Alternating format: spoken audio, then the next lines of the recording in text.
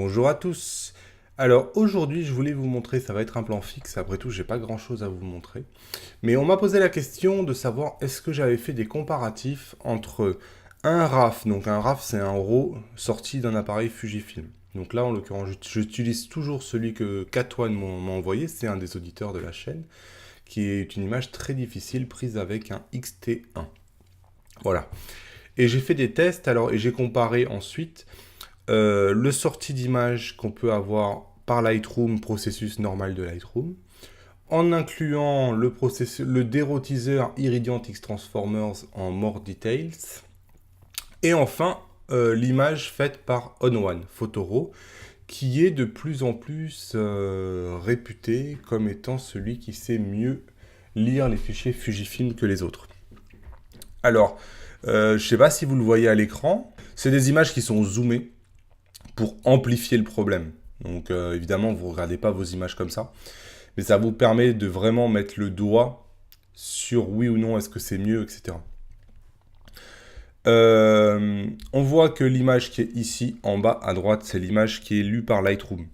On voit que c'est complètement flou. Ici, les fougères, les espèces de fougères, là, c'est juste que les dégradés, ça donne un peu une impression impressionniste. On voit pas grand-chose. Tout est très flou. La même image dans Lightroom, mais process par Iridiant X Transformers, donne un résultat bien meilleur. On retrouve des formes, on retrouve un peu de netteté, enfin c'est vraiment largement meilleur, c'est beaucoup moins flou que sur Lightroom. Et on voit à gauche l'image Iridiant, donc l'image de On1 Photoro, qui me semble encore meilleure que celle sortie par Iridiant X Transformers. On voit, moi j'ai l'impression qu'il y a beaucoup plus de texture et que c'est encore plus net. On le voit notamment sur les fougères ici qui sont vraiment très difficiles à photographier avec du X-Trans. Ça me semble meilleur ici à gauche que ce que c'était là. Je le vois aussi par exemple sur le coin ici. Le coin de fougère où il y a dû avoir une maladie, là il est moins développé que les deux autres. Donc ici on voit que toutes ces feuilles là sont nettes alors que dans Iridiant c'était quand même resté assez flou. Et de manière générale, sur les textures ici, il y a moins d'effets d'aquarelle, moins d'effets d'aplat-plat. Donc je pense que On1 s'en sort encore mieux que Iridiant X Transformers. C'est un peu la conclusion du truc. Sachez que On1 peut se mettre en tant que plugin directement dans Lightroom. Donc c'est une possibilité que vous avez. C'est un logiciel donc, qui peut être utilisé à part, qui peut complètement remplacer Lightroom.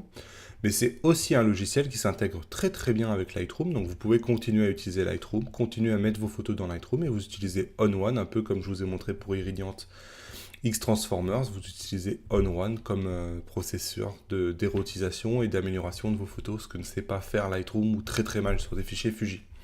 Voilà ce que j'avais à vous dire pour aujourd'hui, j'espère que cette vidéo vous a été utile. Si c'est le cas, lâchez-moi un pouce levé vers le haut, abonnez-vous à la chaîne en cliquant sur mon visage. Si vous avez des questions ou des commentaires, ça se passe en dessous. Et moi je vous dis à la prochaine, ciao. Vous êtes maintenant libre de vous abonner en cliquant sur mon visage. Je vous mets 2 vidéos qui pourraient vous intéresser ainsi que le site internet sur lequel vous pouvez cliquer pour rejoindre le club privé.